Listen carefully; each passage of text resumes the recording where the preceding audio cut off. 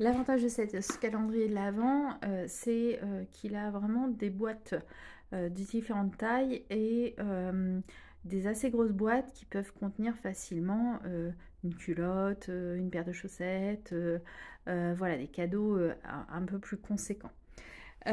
Pour faire ce calendrier de l'Avent, il vous faudra du carton de 2 mm, 2,5 mm d'épaisseur, donc des grands calendriers.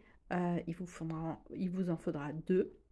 De la colle blanche, donc de la colle vinylique. Moi, je vous ai montré celle de la théière de bois, mais il y en a dans plein de magasins, l'éclat de verre notamment.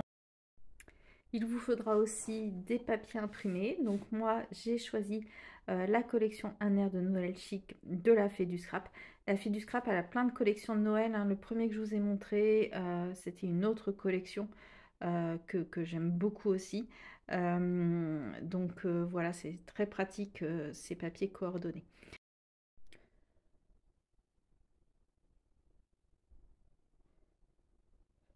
Il vous faudra aussi forcément un pinceau pour la colle, donc un vieux pinceau surtout, n'utilisez pas vos pinceaux aquarelles. Du craft gommé, donc vous voyez il est brillant d'un côté et mat de l'autre. Des numéros, donc là aussi c'est la même collection que les papiers, mais la Fée du Scrap elle a beaucoup de numéros. Après vous pouvez aussi choisir de prendre des numéros en bois ou voilà tout autre type de numéros. Il vous faudra un papier pour faire les charnières, donc au minimum 4 bandes de 4 par 32. Moi ici c'est une espèce de toile collée sur papier. Ça peut être du tissu, ça peut être du simili-cuir, du ski vertex. Voilà, tout ce qui en cartonnage peut servir à faire des charnières. Les cartons. Un carton de 29 par 29 cm. Un autre, enfin deux côtés de 29 par 5,5, donc les petits côtés.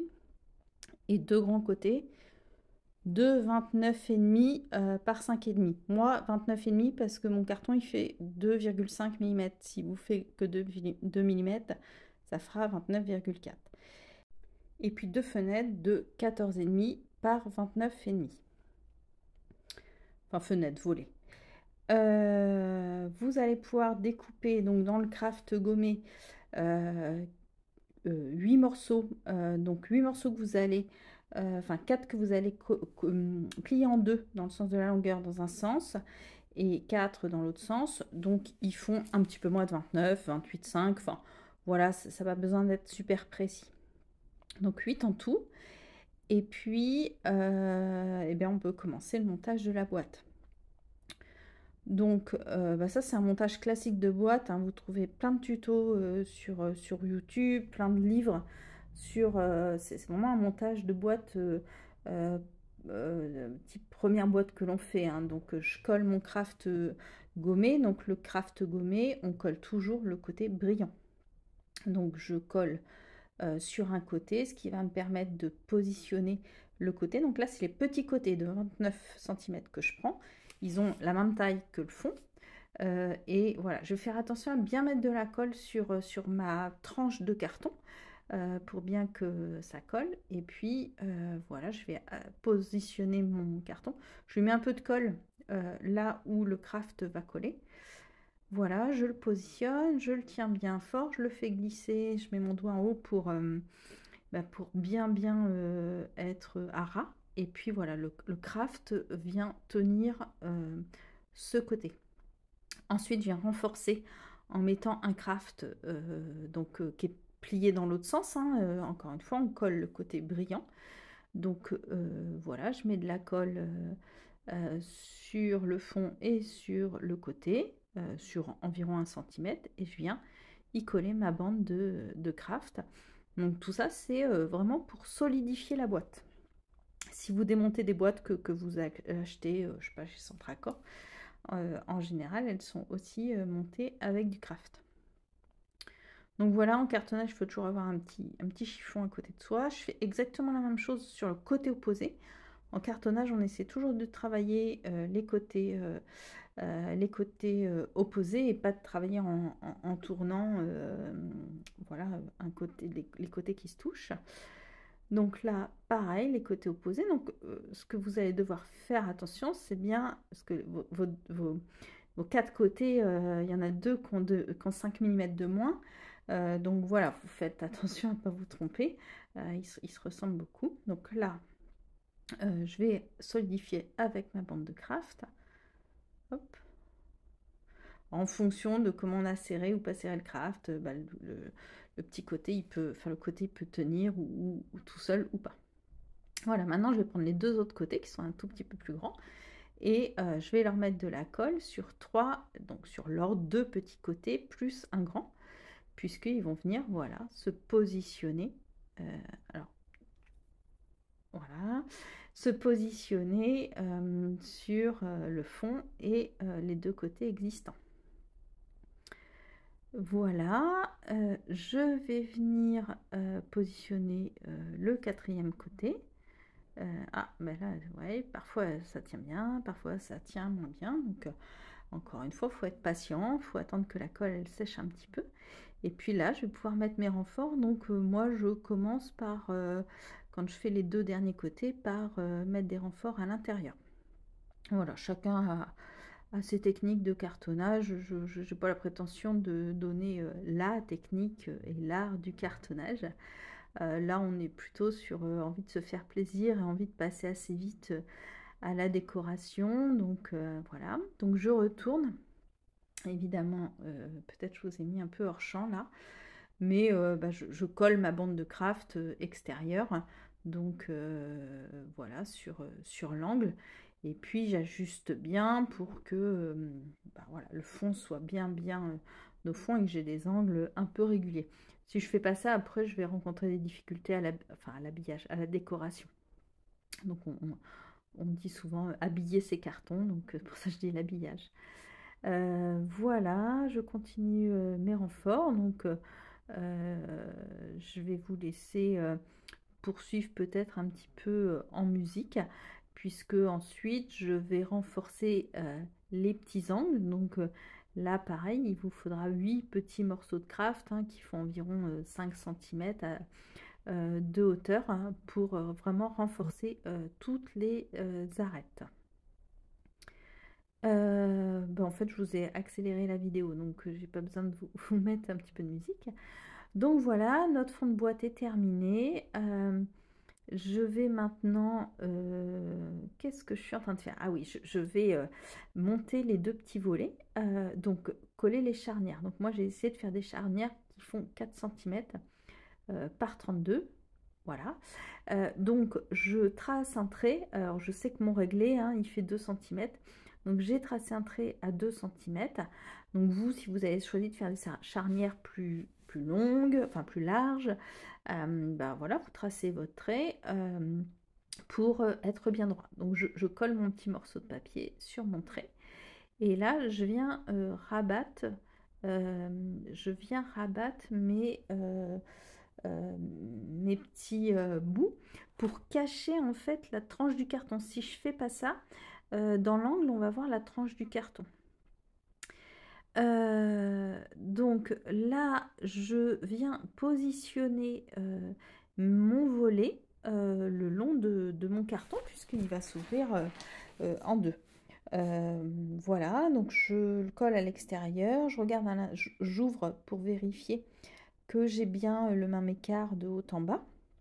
Normalement, comme j'ai tracé mon trait et que je m'ajuste et que je suis bien droite d'équerre, j'ai pas de souci. Et donc, je viens mettre une 2e bande. Alors là, la bande, je ne l'ai pas coupée à l'avance. Donc, elle fait 32 comme les autres. Enfin, là, elle doit faire un peu plus parce que j'ai pris une chute. Et donc, je viens marquer un petit peu pour qu'elle rentre à l'intérieur de ma boîte. Donc, comme mon fond fait 29, là, je la coupe 28,9, 28,8. Ce qu'il faut, c'est vraiment pas qu'elle dépasse.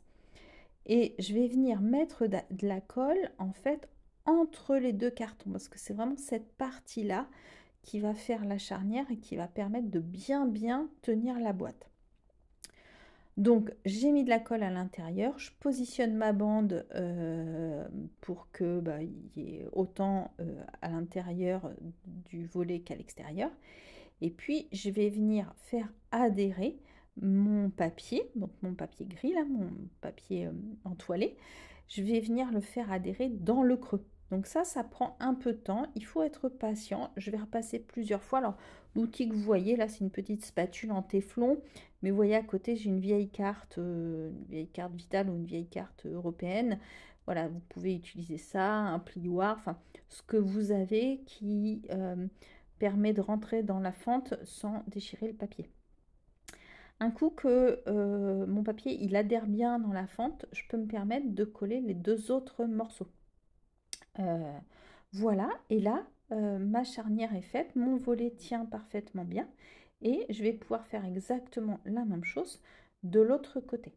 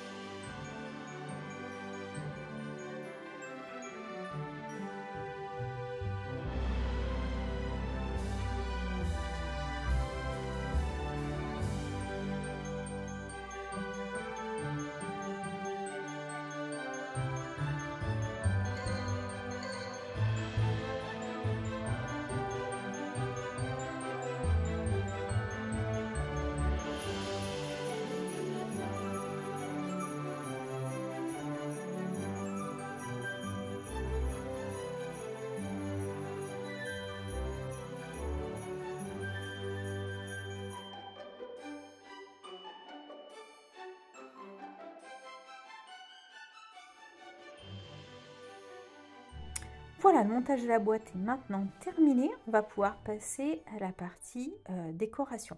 Donc moi, j'ai choisi encore une fois d'utiliser des papiers de scrap. Franchement, c'est pas forcément l'idéal. Si vous débutez en cartonnage, je vous conseille vraiment de prendre des papiers de cartonnage parce que les papiers de cartonnage sont teintés dans la masse et on va pas voir au moment quand on fait les plis et bien, du blanc. Donc là, ou alors si vous utilisez des papiers de scrap, ben, comme celui-ci, utilisez des papiers qui sont plutôt blancs parce que sinon vous risquez de voir, vous voyez sur la tranche du papier, eh bien un petit peu de blanc.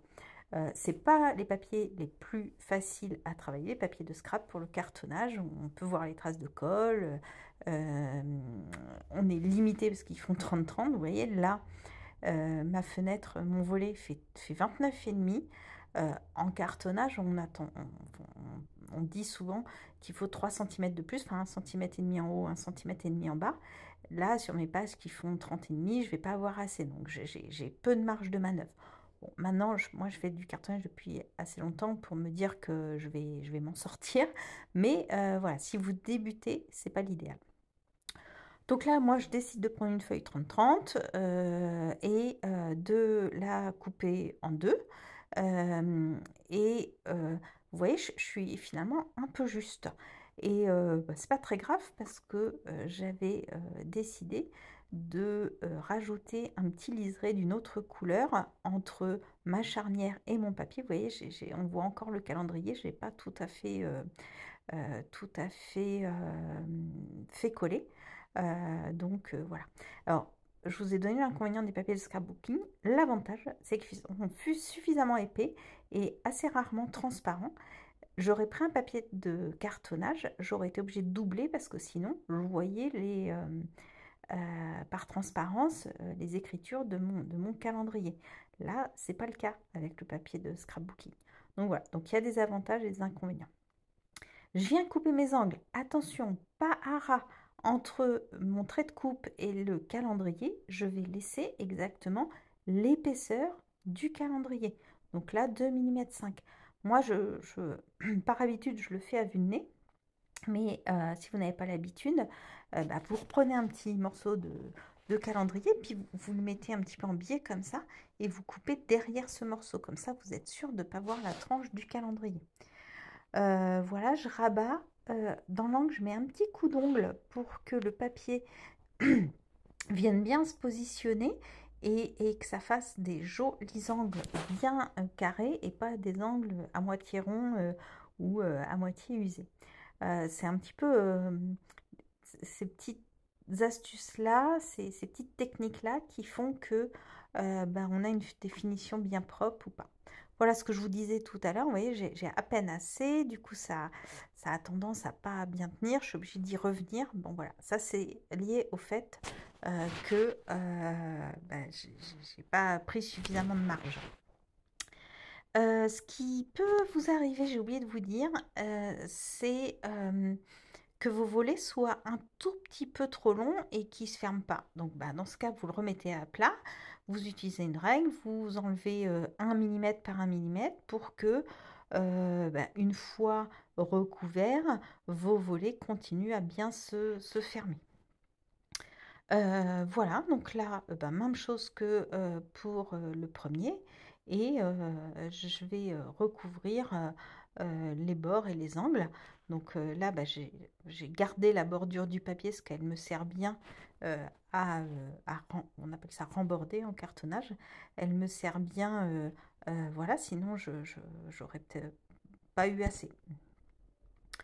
Euh, voilà ce que je peux vous dire sur ce montage-là.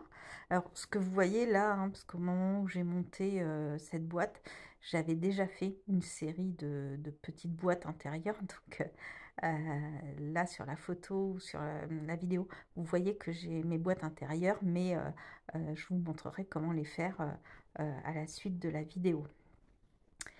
Voilà, donc mon dessus est monté. Je vais couper mes petits liserés. Donc là, je coupe des liserés qui font 7 mm environ. Donc voilà, je prends une autre feuille de papier coordonné. Donc un petit rose un peu saumonné. À la vidéo, il rend pas forcément sa vraie couleur. Les couleurs sont plus lumineuses que ça. Et du coup, je vais venir juste coller ce petit liseré, voilà, pour faire une finition un peu plus sophistiquée. Donc aucune difficulté là, si ce n'est, bah, comme tout à l'heure, on a peu de marge de manœuvre hein, pour remborder nos papiers. Donc voilà, il faut faire attention à ce que bah, la petite marge, la partie blanche, bah, soit vraiment derrière et pas sur le côté, sinon ça va pas faire très joli. Voilà, j'essaie bien de m'ajuster, toujours avoir un chiffon. Pensez, hein, parce que on a facilement les doigts pleins de colle en cartonnage et bah, ça noircit, donc à aller vous laver les mains très régulièrement, sinon ben voilà, vous allez salir vos papiers et bah, ça fera pas super joli. Là, je vous ai montré avec du calendrier, hein, mais les magasins de cartonnage et d'encadrement vendent du carton de plusieurs types d'épaisseur, du carton gris ou du carton blanc. Le carton blanc est plus facile à découper que le carton gris. Je vous ai pas montré, mais moi je découpe tout au cutter. Ben, quand vous faites ça, je vous conseille de vous mettre debout et surtout protéger vos tables. Là, je viens utiliser le papier, pareil, coordonné, qui a des petites maisons, le papier gris, je n'ai pas son nom sous les yeux, et donc je vais recouvrir les volets intérieurs. Donc là, mes volets, ils font 29,5 par 14,5. Donc, mais j'ai recouvert déjà presque 2 cm de charnière. Donc je viens couper des morceaux qui font 12,2 et puis plutôt 29 que 29,5. Voilà, et vous voyez, je laisse une petite marge en haut, une petite marge en bas. Pas très grande parce qu'encore une fois, mon papier, j'avais pas beaucoup de marge. Mais voilà, donc 12,2 environ par 29. Exactement la même chose de l'autre côté. Donc j'en colle bien hein, en faisant attention. Je chiffonne bien j'abîme vraiment mon pinceau quand j'en colle parce que je fais en sorte de ne pas laisser de traces de colle, mais néanmoins de faire attention à mettre bien de la colle partout, sinon vous allez créer des bulles. Mon papier là, il a un petit défaut, donc je sais pas si je l'ai reçu comme ça ou si c'est moi qui ai fait une tache de colle. Et puis là, vous voyez, en le collant, je refais une tache de colle. Bon, c'est pas très grave parce que eh bien, je vais mettre forcément une petite déco. Il me reste donc à faire les extérieurs de la boîte. Donc là aussi, je vais être vraiment juste. J'ai pas, j'ai pris une page de scrap, hein, de 30 par 30, mais j'avais déjà coupé quelque chose dedans. Donc il me manque un petit bout. Sinon, moi, je vous conseille de faire des morceaux de 7,5 sur toute la longueur de votre page. Voilà, moi j'ai pas 7,5 là, donc je suis vraiment très juste, mais ça va le faire quand même. Donc 7,5 sur toute la longueur de la page, vous en collez votre carton. Donc voilà, moi le conseil que je vous donne, c'est toujours d'en coller la surface la plus dure, la plus épaisse. Donc plutôt le carton que le papier, parce que vous avez toujours le risque que le papier il frise un peu et d'avoir des difficultés à le replacer. Donc voilà, encoller toujours le carton et puis travailler toujours de manière opposée. Donc là, j'ai collé ma bande qui est trop petite, vraiment trop petite, mais je vais y arriver quand même. Et puis, je viens mettre un petit coup de ciseau en prolongement en fait de l'angle, donc un petit coup de ciseau tout droit en prolongement de l'angle de ma boîte. Et là, je viens remborder le petit reste. Donc, idéalement, il faudrait que j'ai 1,5 cm de marge. Et là, ça viendrait se placer vraiment beaucoup plus facilement. Là, je passe un petit coup de ma petite spatule, je ne sais pas comment on appelle ça, pour faire que mon angle soit bien carré, bien droit, une jolie finition. Voilà, sur les petits côtés, pareil, je viens remborder. Sur le dessous de la boîte, je ne m'occupe pas de l'angle pour l'instant. Je m'en occuperai plus tard quand mes 4 côtés seront recouverts. Donc voilà, donc je me suis occupée d'abord d'un bout de l'angle. Et puis là, je viens couper à 45 degrés. Hop, je recoupe avec ma lame bien droite pour ne pas avoir de surépaisseur. Et je viens coller la languette derrière, donc derrière le volet. Je ne me suis pas encore occupée du bar et on voit encore le code barre. Je vais faire exactement la même chose de l'autre côté, rien de différent. Donc encore une fois, on travaille en parallèle, les côtés opposés. Je fais voilà, exactement la même chose. J'en colle, je positionne ma bande de papier je vais venir former les plis.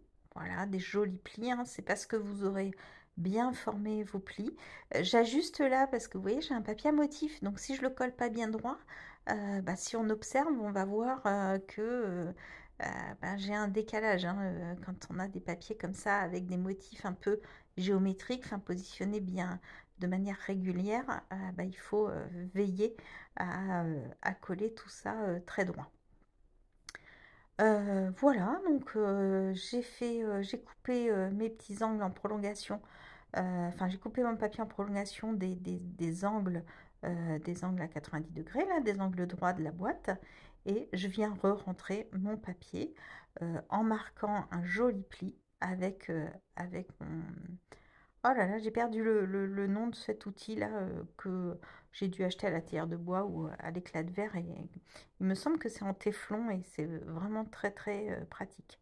Voilà, ça me permet en fait, ça permet quoi quand on a des paquets de colle, de plus étaler la colle de bien insister dans les angles.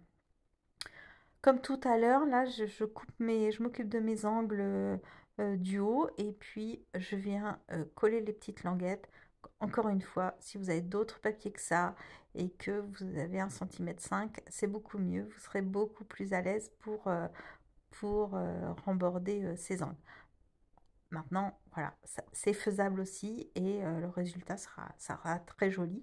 Mais voilà, on n'est pas à l'aise on n'a pas de marge de manœuvre, quoi. Quoi vous dire de plus sur cette boîte? Bah, je crois que voilà, si vous avez des questions, ben, n'hésitez pas dans les commentaires hein, à me poser des questions. Je réponds à chacune d'entre vous. Donc là, je viens faire les deux autres côtés. Et là, il ne me faut pas de marge. Donc, comme tout à l'heure, je reprends la mesure pour être bien sûr et je vous conseille de le faire parce que bah, si on n'a pas, si on n'est pas bien droit, si on n'a pas bien suivi les mesures de départ, on peut avoir une petite différence. Donc là, normalement, moi, j'ai des côtés qui font 29,5 et donc je vais venir couper un petit millimètre de moins, donc 29,4, 29,3, 29,4. Et par contre, là, en hauteur, je vais avoir suffisamment parce que comme mon carton est déjà en partie recouvert par ma charnière, bah, j'ai pas besoin de ce rembord en hauteur et je vais pouvoir descendre un peu. Ce à quoi il faut veiller à cette étape-là, c'est de ne pas monter votre carton trop haut. Voilà, vous voyez ce que je fais? Je teste un petit peu le volet parce que si vous le montez trop haut, eh bien quand vous allez ouvrir votre volet, il va se plier et bah, il va faire quelque chose, un petit bourrelet pas très joli. Donc voilà, il faut le mettre suffisamment haut pour qu'il recouvre tout et que ce soit joli, mais pas trop haut pour pas gêner l'ouverture du volet. Voilà, donc vous voyez que là, j'ai un peu plus de place en bas, c'est plus facile. Je m'occupe pas tout de suite du bas et je fais le côté opposé de la même façon en veillant à mettre bien de la colle partout. Donc pour vous reparler de la colle, hein, c'est de la colle qui se nettoie, les outils se nettoient à l'eau, c'est très pratique. Elle colle très très bien le papier, ça s'achète plutôt en gros bidon. Faut veiller à ne pas le laisser ouvert parce que sinon il sèche pas, hein, comme toutes les colles. Voilà, donc je viens positionner mon dernier côté. J'essuie tout de suite la colle, hein. C'est une colle qui va devenir transparente en séchant, mais qui va faire un aspect un peu brillant si on la sèche pas tout de suite. L'avantage hein, du papier que j'ai utilisé pour la charnière ou du simili-cuir ou du ski vertex, c'est que la colle elle marque pas du tout dessus. Je vais m'occuper maintenant des angles extérieurs là du fond. Donc en fait il suffit, alors là j'essaie de vous montrer, c'est pas facile parce que normalement ça se fait à plat. Il suffit en fait de pincer les deux côtés et puis de mettre son ciseau vraiment bien à plat et hop d'enlever le surplus. Et ensuite de bien coller tous les côtés. Et vous avez des jolis angles bien propres. Voilà, finalement, j'avais mon ciseau de précision, et d'abord je l'abîme, et il n'est pas fait pour ça, donc des ciseaux plus grands qui permettent de mettre la lame bien à plat, c'est mieux. Parfois, vous pouvez avoir une surépaisseur, donc faites bien attention, est-ce que je l'enlève, est-ce que je l'enlève pas? Est-ce que si je l'enlève, je ne vais pas voir du blanc? Voilà, c'est la question que vous devez vous poser. Et maintenant, je vais coller l'ensemble de ces rabats. Donc voilà, les quatre côtés. La colle vinylique, c'est une colle qui est vraiment, enfin moi que je trouve parfaite parce qu'elle colle assez vite, mais pas trop. Et ça laisse le temps de repositionner. Donc vous voyez, là j'ai encollé mes quatre côtés et je vais venir les coller par la suite. Donc je commence par ceux pour lesquels j'avais assez peu de marge. Et puis les deux autres, comme ça, dans les angles, ils viennent tenir ceux pour lesquels j'avais quand même une marge un peu juste. Voilà, donc il ne reste plus grand chose à faire dans cette boîte. Il reste quand même l'intérieur et puis le fond. Donc pour le fond, je suis en train de me demander, mais vraiment, je vais utiliser. Alors moi, j'ai des papiers noirs et blancs que j'achète en grande feuille de 70 par 50. J'achète plusieurs types d'épaisseur de papier. Là, c'est, je pense, euh, pas épais, hein, peut-être 120 grammes, quelque chose comme ça.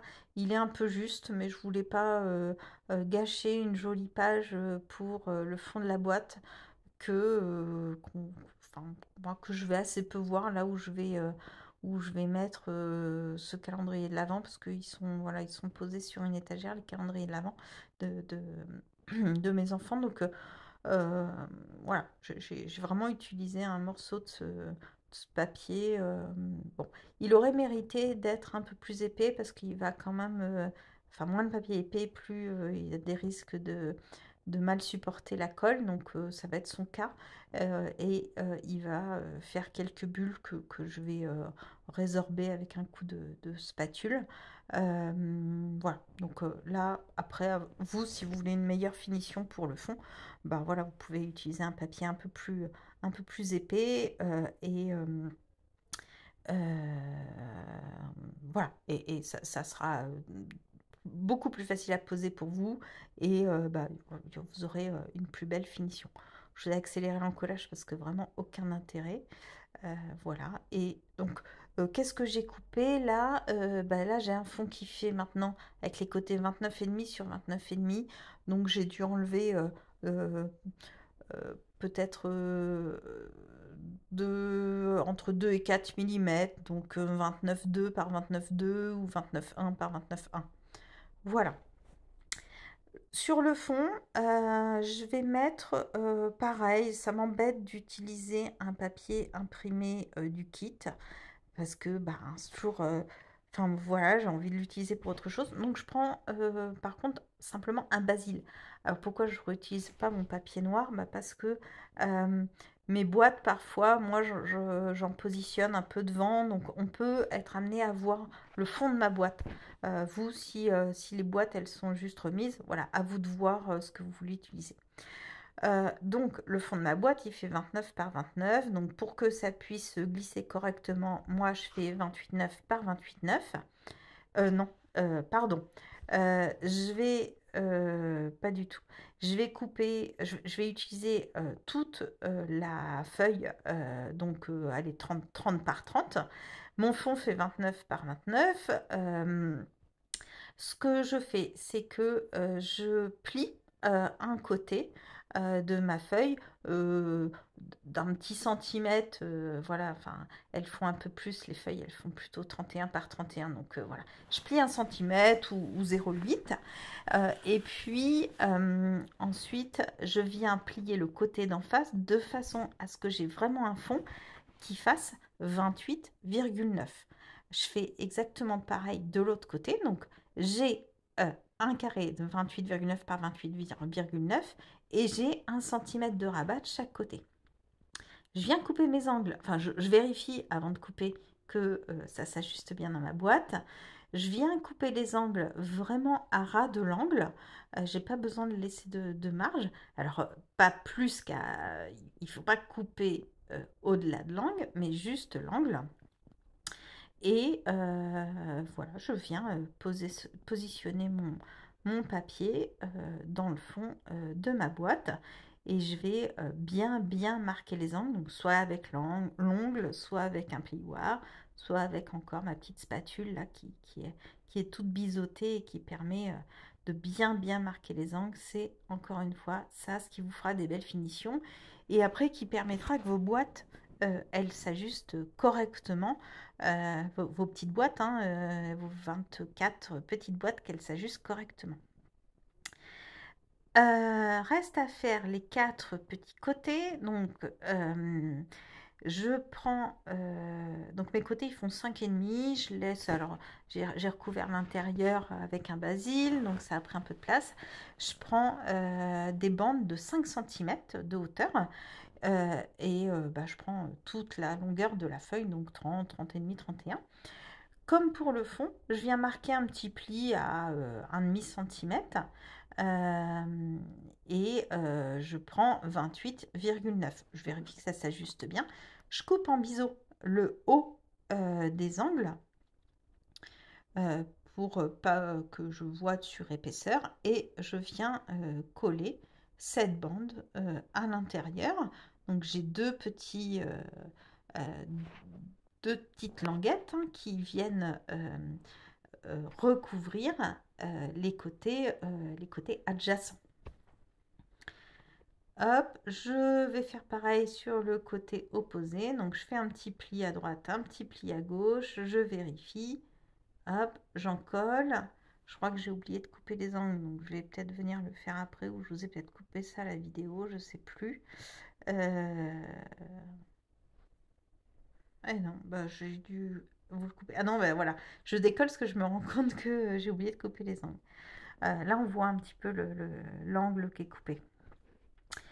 Pour pour les deux derniers côtés, là, je vais venir couper, donc j'ai toujours mes morceaux de 5 cm de haut. Je fais attention hein, quand votre papier il a des sens, moi là il a des lignes, donc il ne s'agit pas d'en couper dans un sens et dans l'autre, hein, donc je fais attention quand je coupe. Je les coupe tous les 4 en même temps en fait pour être sûr. Donc ils font 5 cm de haut et là, bah, ils font plus 28,9 mais 28,8 pour s'ajuster bien puisqu'on vient de recouvrir les deux autres côtés. Donc vous voyez, là j'ai essayé, il était un peu grand, donc je suis venue enlever peut-être 1 millimètre, quelque chose comme ça. Donc voilà, tout ça, les mesures, ça va dépendre de l'épaisseur de ce que vous utilisez comme papier. Hein. Ça pourrait être, pourquoi pas, du papier peint, des chutes de papier peint par exemple. Et ça peut être aussi du tissu, mais là, enfin, voilà, il faudrait faire un tuto spécifique parce qu'il faut que le tissu il soit collé sur des morceaux de carton, enfin de papier suffisamment épais pour pouvoir, vous ne pouvez pas coller des morceaux de tissu directement comme ça, donc voilà, c'est un petit peu différent, mais ça peut tout à fait se faire en tissu. Cherchez des tutos avec des montages de boîtes en tissu, hein, et puis après vous reprenez les mesures de ma boîte, il n'y a pas de problème avec ça, c'est tout à fait faisable. Voilà, bah là ma boîte, cette fois, elle est, la boîte en elle-même, elle est complètement terminée. Il me reste plus qu'à faire les 24 petites boîtes pour y mettre les surprises des 24 jours avant Noël. Voilà, et puis il me restera aussi toute la partie décoration. Alors, ce que j'ai fait pour ça, j'ai fait des gabarits. Donc moi j'ai 4 types de boîtes différentes. Donc je me suis fait des gabarits. Je vais vous les mettre en PDF. Enfin, vous aurez juste à cliquer sur un lien pour aller télécharger un PDF dans la description de ma vidéo. Et ce que j'ai fait, c'est que je les ai scannés, mes 4 pages. Et ensuite, j'ai pris du papier, donc un peu crème, là, un peu écru, en A4. Et ces papiers en A4, je les ai mis dans mon imprimante et j'ai imprimé ces PDF sur mon papier A4 cartonné. Donc moi, je vous encourage à avoir un papier qui fait entre 160, 180 et 220 grammes. Moi, je trouve que c'est l'épaisseur idéale pour... Enfin, c'est facile à découper, c'est facile à plier, c'est assez léger et voilà, suffisamment rigide. Donc j'ai fait ça parce que ça m'évite de tracer 24 fois, enfin 24 boîtes. Là voilà, j'en ai tracé 4 et puis après je les ai imprimés donc au dos hein, de mon, enfin si mon papier beige là il a un dos et un devant, bah, je fais au dos. Et puis comme ça j'ai juste à venir couper sur les traits ou plier. Alors attention là vous me voyez faire, c'est pas très flagrant. Il y a des moments où mon cutter je le prends à l'envers parce que je suis pas en train de couper, mais juste en train de marquer le pli. Voilà, là par exemple, c'était à l'envers. Là, il est à l'endroit. Donc, bah, faites bien attention. Enfin, voilà, moi, j'ai cette habitude d'utiliser mon cutter tant pour plier que pour couper, mais voilà, si vous pouvez, si vous utilisez vos ciseaux et vos plioirs, c'est bien aussi. Donc, cette technique de photocopie, elle m'évite de retracer toutes mes pages. Et puis, bah, pareil, de faire le tour avec des gabarits, j'aime pas trop parce qu'à chaque fois on reprend 1 millimètre, enfin voilà. Donc voilà, cette technique d'impression, moi, elle me convient parfaitement. Je me demande pourquoi j'ai pas eu l'idée avant d'ailleurs, mais voilà. Donc sur les gabarits que je vous transmets, vous avez bah, là où il faut plier, là où il faut couper, et puis il y a un endroit où je vous ai dessiné un petit rond. Alors, c'est pas obligatoire, hein, et si vous n'avez pas de perforatrice ronde, ben voilà, vous n'êtes pas obligé de le faire, mais sinon ça aide à attraper les boîtes ben, une fois qu'elles sont toutes empilées dans la boîte de calendrier de l'Avent. Donc voilà, là je vais vous montrer un montage, mais ensuite, ben voilà, vous ferez X fois la même chose, enfin 24 fois. Donc j'ai 4 boîtes, non j'ai 5 grandes boîtes carrées de 8 par 8, enfin carrées, 8 par 8 et elles font toutes 5 d'épaisseur. J'ai 6 boîtes un petit peu qui ressemble à quoi? Je sais pas, un petit parallélépipède un peu en longueur, 4 en hauteur, et puis j'ai 9 toutes petites boîtes. Et donc, moi, là, après, je coupe dans mes papiers imprimés coordonnés juste les façades. En fait, je viens décorer les façades. Moi, j'ai décidé de laisser 5 mm en tout de chaque côté, c'est-à-dire que mes boîtes, elles font 8 par 8. Et là, j'ai coupé 7,5 par 7,5. Donc, ça fait 2 mm 5 en haut, 2 mm 5 en bas, 2 mm 5 à droite, à gauche. Je me suis préparé tout un tas d'embellissements. Et puis, voilà, je vais venir décorer chacune de mes boîtes. Donc, ça aussi, c'est assez long. Honnêtement, je décore surtout les 5 grosses. Pour toutes les autres, ben, je mets le chiffre déjà qui apporte un embellissement à lui tout seul. Et puis voilà, parfois je mets une petite étiquette en plus, etc. Voilà donc cette petite boule que j'ai colorisée voilà, aux couleurs de la collection. J'ai utilisé pas mal de tampons. Ouais, dans cette collection de la Fée, les 4 planches de tampons, elles ont toutes des petites rosaces, etc. Donc j'en ai tamponné et détouré sur du papier que j'avais d'abord colorisé à l'aquarelle. Et puis voilà, je viens faire mes petits montages un peu sans prise de tête avec ce que j'ai découpé. Enfin, je n'ai pas de règles, hein, de manière très intuitive. Je fais tous mes petits montages. Je préfère faire mes montages avant de monter complètement les boîtes. Je trouve que c'est plus facile de coller dessus, c'est plus facile de rattraper. Et puis, je n'oublie pas, surtout, avant de les monter, de venir faire le trou à la perforatrice. Voilà, je vous ai pas filmé chaque décoration de boîte, hein, ça aurait été vraiment trop long. Et puis voilà, c'est libre cours à votre créativité. Je mets un peu de colle stickles pour faire un petit peu de brillant. Mais voilà.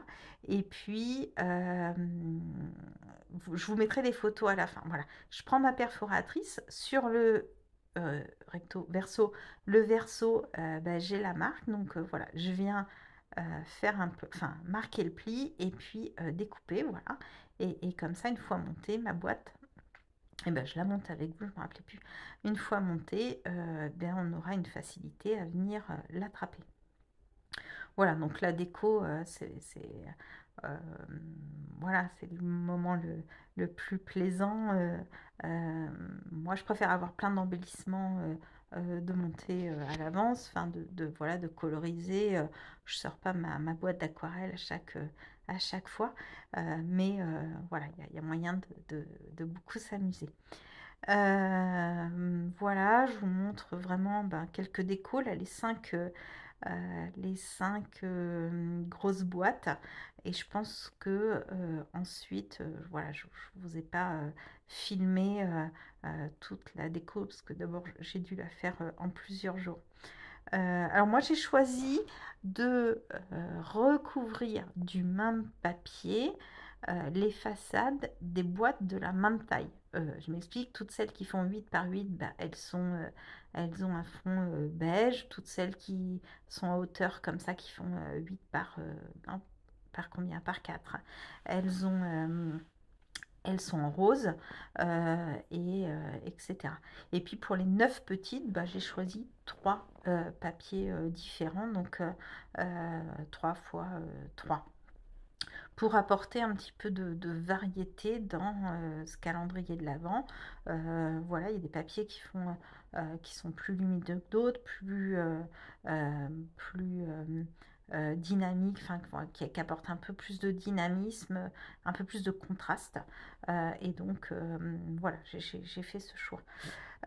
J'ai coupé à la perfo ronde toutes les cases, enfin tous les numéros. Et puis, comment lorsque j'ai choisi quel numéro je mettais où, voilà, j'ai fait attention. Si le 14 par exemple était rose, je ne l'ai pas mis sur une boîte rose, quoi. Je l'ai plutôt mis sur une boîte beige ou une autre boîte, enfin voilà. Donc maintenant je vais m'amuser avec les 4 planches de tampons, mais enfin voilà, tout est possible. J'ai pris la fée, elle vend aussi souvent dans ses kits des demi pages de scrap avec des bandes de tout petits mots. Donc là c'était Noël. Vous voyez ce qui est au bout de ma paire de ciseaux là. Donc du coup je les ai coupés pour avoir un tout petite bande qui reprend plusieurs fois le mot Noël. Voilà, je vais vous remettre un petit peu en musique parce que j'ai rien de particulier à vous dire sur cette déco. Voilà, vous savez faire aussi bien que moi.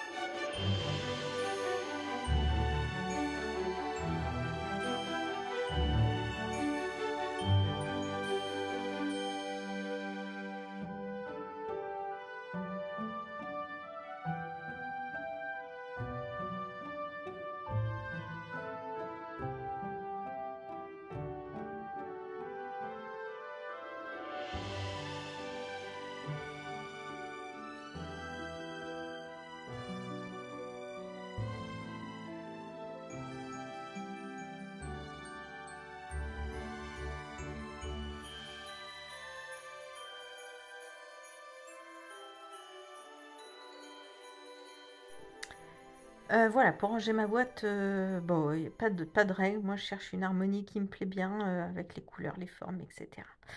Donc maintenant, la déco, bah, je reprends dans les embellissements que j'avais pu découper.